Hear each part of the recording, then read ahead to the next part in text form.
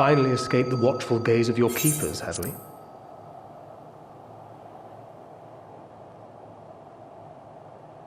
Don't react. You'll only draw attention to yourself.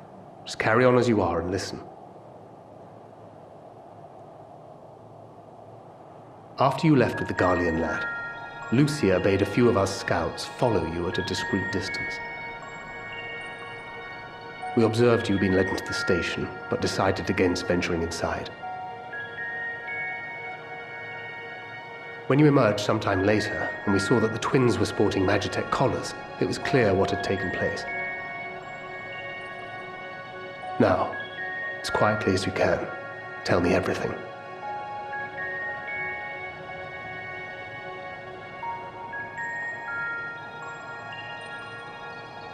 The Legatus himself, eh? Now there's a surprise. This is also the first I've heard of a plan to join forces with the 10th and storm the Tower of Babel. An interesting development, and perhaps the opportunity we've been waiting for. Our comrades back at the camp also received some rather promising news, but it's still too early to get our hopes up. For now, keeping yourselves out of harm's way comes before all else.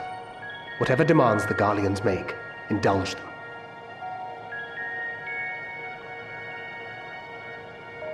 With luck, this will all be over soon. Until then.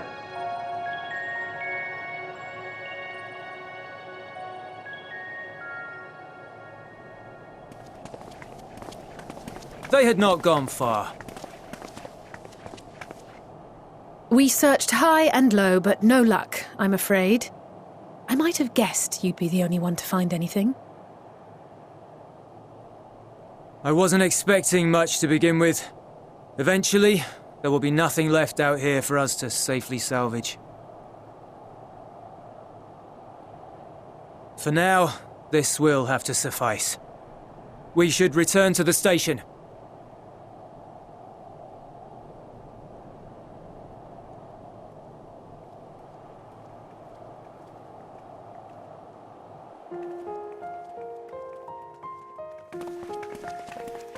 Ah, there you are.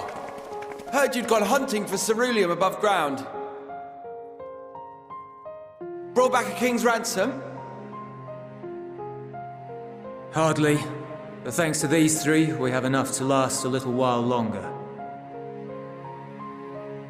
Well, well. It's not at all what I was expecting, these ones. For savages, they seem positively docile.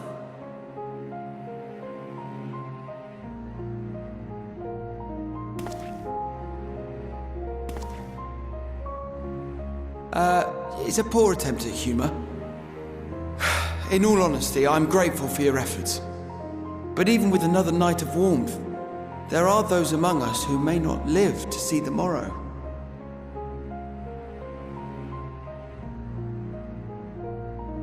I trust your expedition was fruitful. Lord Quintus!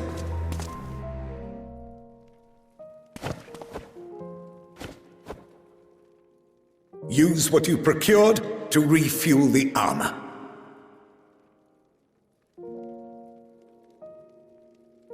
But, sir, what about the heaters for the camp?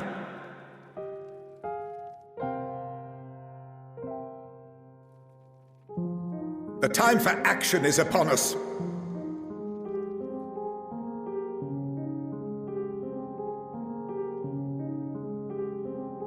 My men and I have matters to discuss.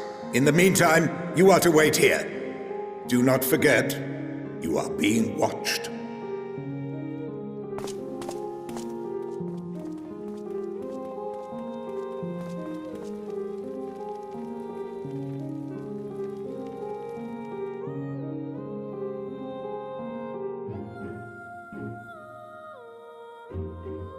The time for action.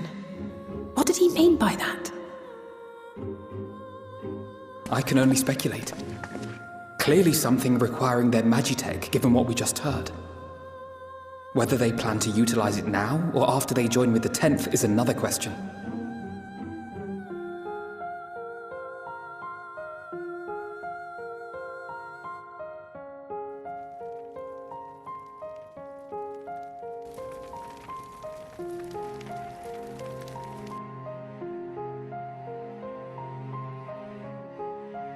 Will they ever escape this cold? Return to and reclaim the idyllic spaces of which Eula spoke?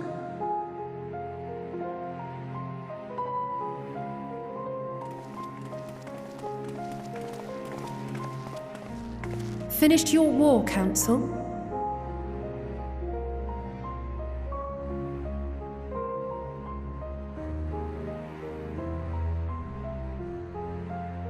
Alphino and Alize are to stay here, as our prisoners.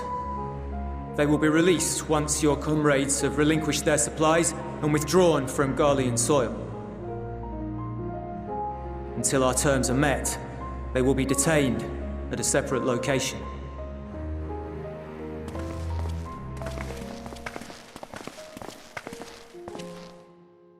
After everything we've said and done, this is how you treat us. Our allies have but limited supplies. They may stave off cold and starvation for a short while, but what then?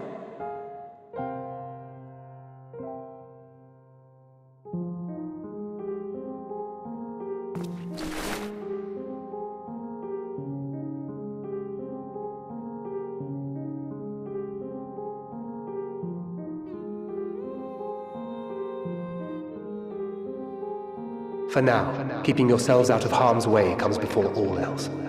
Whatever demands the Garleans make, indulge them.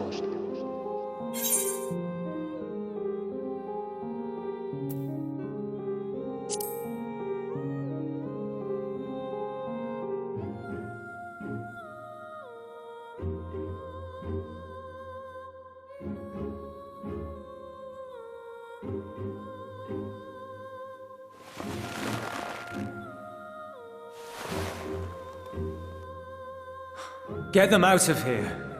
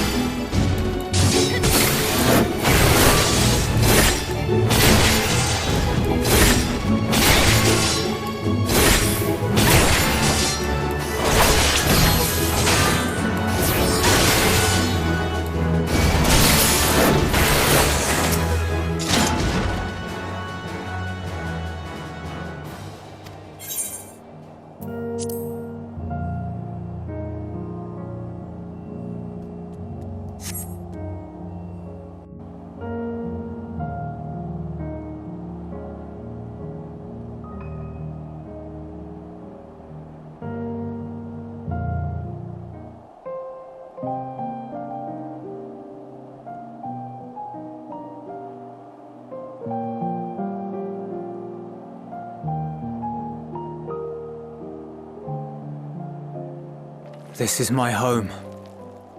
Our home.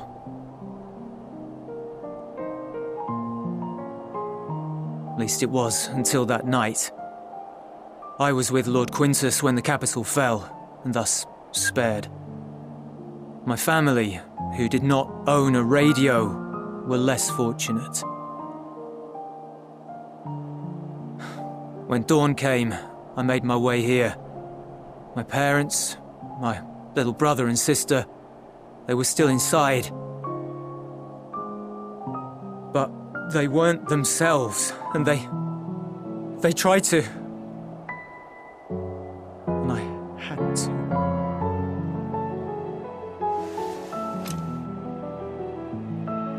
I'd promised to take them away from the capital that very morning, to somewhere safe, to hide until the fighting stopped. I promised.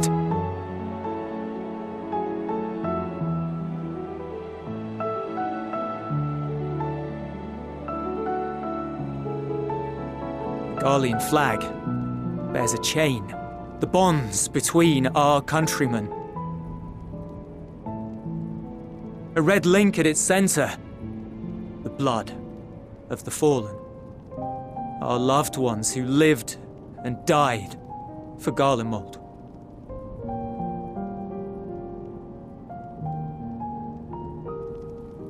But if she too fell, who would be left to remember them and their sacrifice? What enduring proof would there be that they were ever here? If we had turned to your gods, would they have saved us?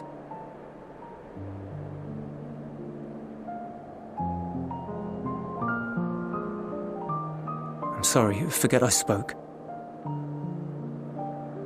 We should go.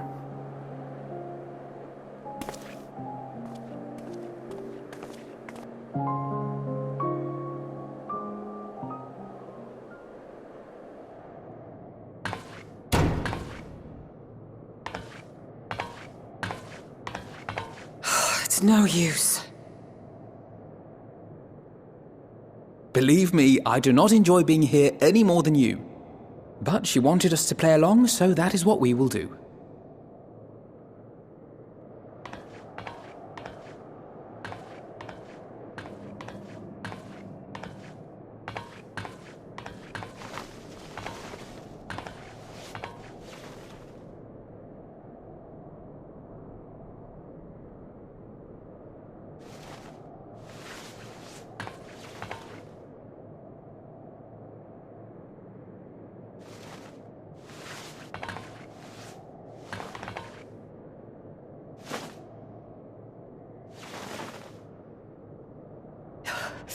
So cold.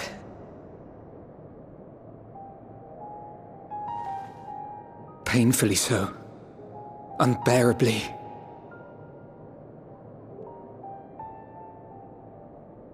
I've been thinking about what Quintus said. About why no one would accept Garlean rule. Irreconcilable differences. When coexistence isn't an option, only conquest remains. Varys at Gimlet said much the same. Only by uniting the world beneath a single standard would we rid ourselves of the Ascians. United as one people, one race cleansed of imperfections. A cold and unforgiving vision. And when we fail to live up to their standards, what place is there for us in their world? But the truly sad, truly frustrating thing is how damnably similar it all is to the lofty ideals of Father and the Forum. Non-intervention. Always non-intervention. Protect our knowledge and our people, and to hells with the rest of you. And yet, I can see how it happened. Varys and Father looked to their elders for guidance and took their virtues as their own.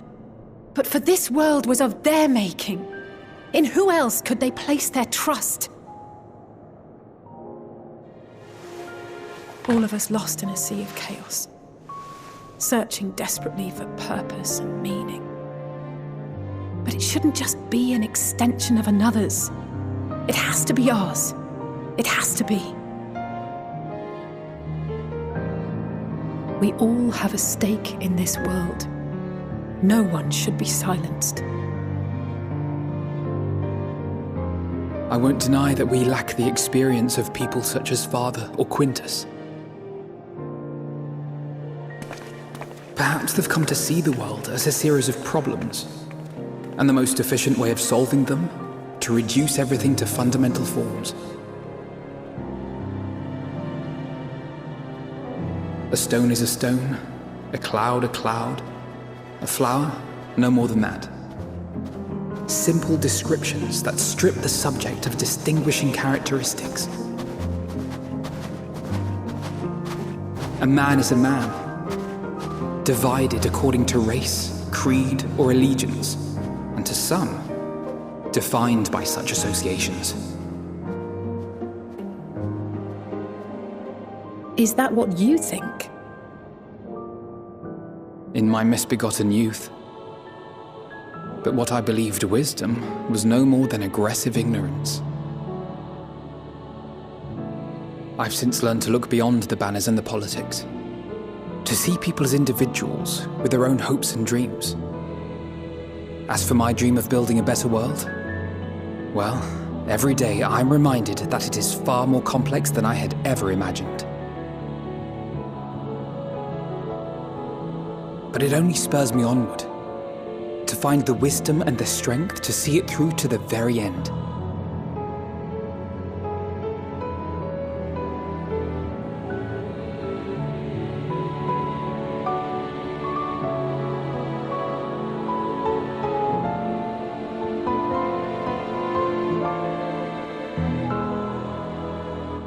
All of our supplies and an immediate withdrawal. These are your conditions? Demands. And you forgot about the airship. Once again, you will leave one behind. It will be used to return the prisoners. Their collars will be removed prior to the exchange.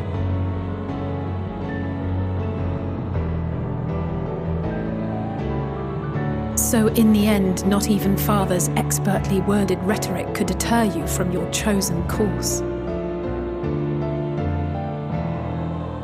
Huh?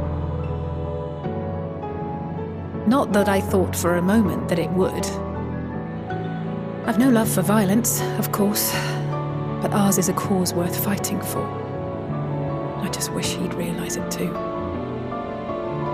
Sometimes the only way to protect the ones you love is to take a stand, to refuse to suffer in silence. I want you to know I share your conviction. Whether it be on the battlefield or in the debating chamber, I won't back down. I guess what I'm saying is...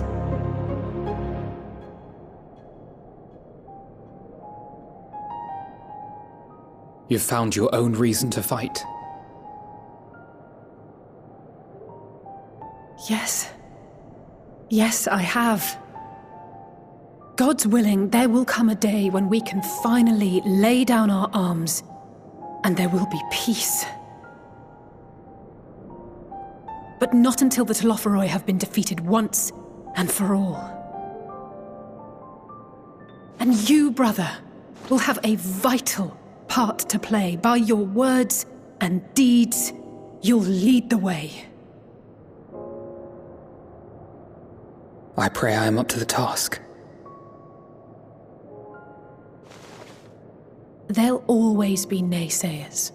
Those who think us fools for even trying. It's easy for learned elites to criticize earnest efforts and assert their moral superiority, all without offering alternatives. Not that their sophistry has ever wounded you. So stubborn and strong. Stronger than you even know. Don't ever change, you hear me? If you stumble, I'll be there to catch you. Or give you a thick ear. Maybe both, for good measure.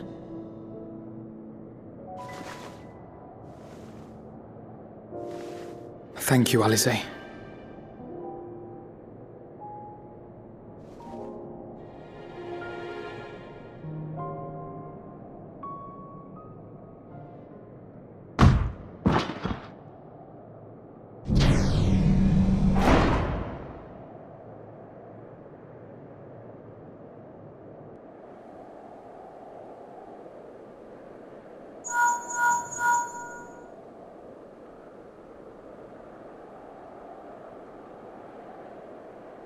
The scouts have secured Alizé and Alphino. Their collars were removed without complication as well. They report no casualties, not for their party nor the guards, who will wake from their premature slumber in due course.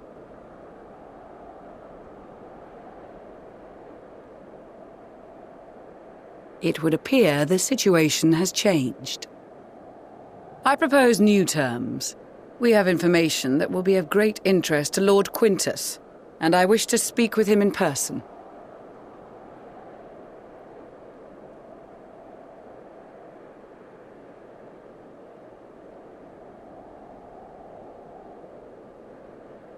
No. In the event you rejected our first proposal, we came prepared with a second.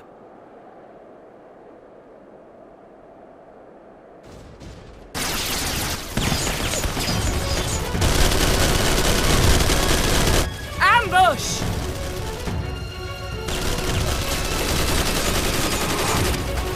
More are coming! Make ready! We, the loyal soldiers of the First Legion, proud servants of Garlemald, of the fallen Emperor Varys, shall safeguard these lands from the barbarian hordes until our countrymen return!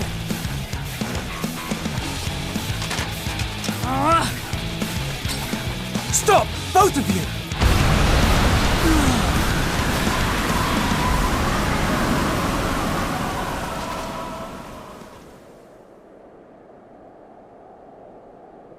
This child may be the worst emissary I have ever seen.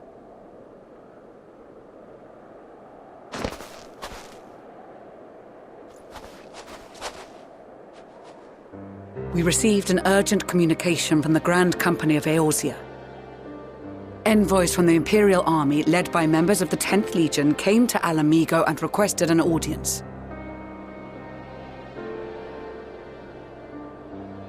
They explained that their efforts to coordinate the reclamation of the capital with the aid of the 4th, 5th, 8th and 12th had ended in failure.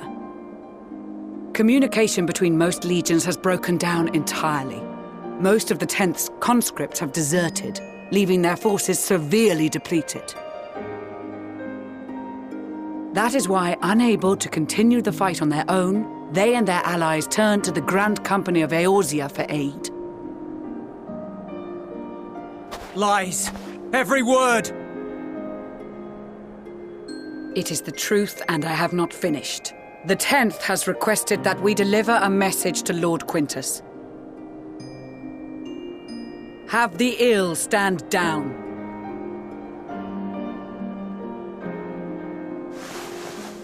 You have been listening, my lord? What are your orders?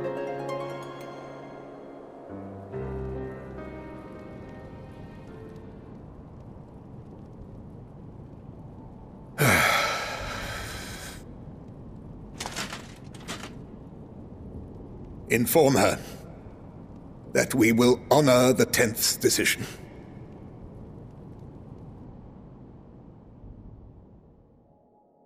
Bereft of hope, and now dignity.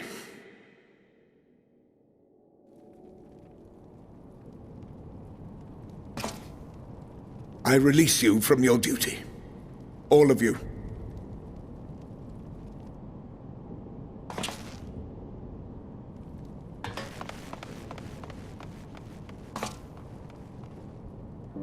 I take solace, your radiance, in the knowledge you are not here to witness our debasement. 'Twas a grand, glorious dream we shared. Of a world united, of peace and prosperity.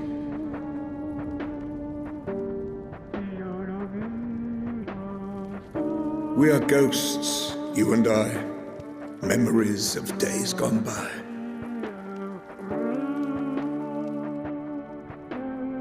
Bonds forged in blood that I will not see tarnished.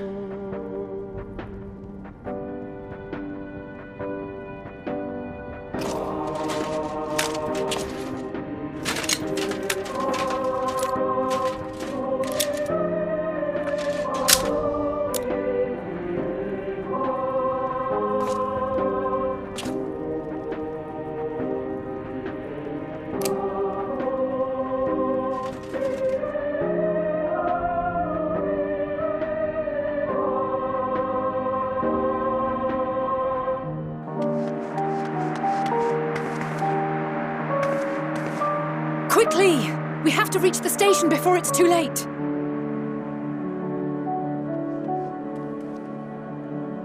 If there is still a chance that Quintus will agree to a truce, we must take it. I just hope we get there before he and his men do something rash.